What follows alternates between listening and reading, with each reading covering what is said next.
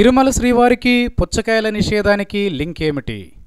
తిరుమలకు పుచ్చకాయల్ని తీసుకుపోనివ్వడం లేదు. దానిపై నిషేధం ఉంది. చాలా పకడ్బందీగా అమలు చేస్తున్నారు. ఇదెక్కడి చోద్యం అనుకోకండి. నిజమే, దానికి రీజన్స్ ఉన్నాయి. ఎండలు కుతకుత, ప్రత్యేకించి తెలంగాణ, రాయలసీమల్లో భానుడు చెండ ప్రచండంగా తన ప్రభావం చూపిస్తున్నాడు. జనం ఎక్కడ పుచ్చకాయ మొక్కలు దొరుకుతాయా అని చూస్తూ ఉన్నారు. కానీ తిరుమలలో పుచ్చకాయ ఎవడైనా అమ్మితే వాడికి కటకటాలే. అలిపిరి దగ్గర స్కానర్లు. ఏం కనిపెట్టినా సరే, ఏం దొరికినా సరే, వదిలేసినా సరే, కానీ పుచ్చకాయలు కనిపిస్తే మాత్రం ఫుల్ అలర్ట్ అయిపోతున్నారు. గతంలో పుచ్చకాయలు పిచ్చి పిచ్చిగా దొరికేవి.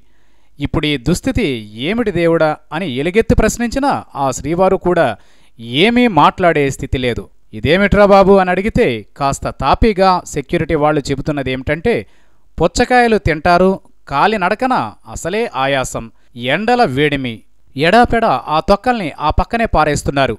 వాటి కోసం జింకలు గట్రా వస్తూ ఉన్నాయి. జింకలు వచ్చే చోటకు చిరుతలు వస్తూ ఉన్నాయి. ఇక్కడే కాదు, డస్ట్బిన్ల వద్ద అదే స్థితి. అందుకే భక్తుల రక్షణ కోసమే ఇలా పుచ్చకాయలు నిషేధమని వివరిస్తున్నారు. దీని వెనుక ఇంత కథ ఉందా అని ఆశ్చర్యపోయి బుర్ర వేడెక్కినా సరే చెక్క పుచ్చకాయ మొక్క దొరకదు. ఏం చేస్తాం మరి? చిత్తం మహాప్రభు అని అంగీకరించడమే.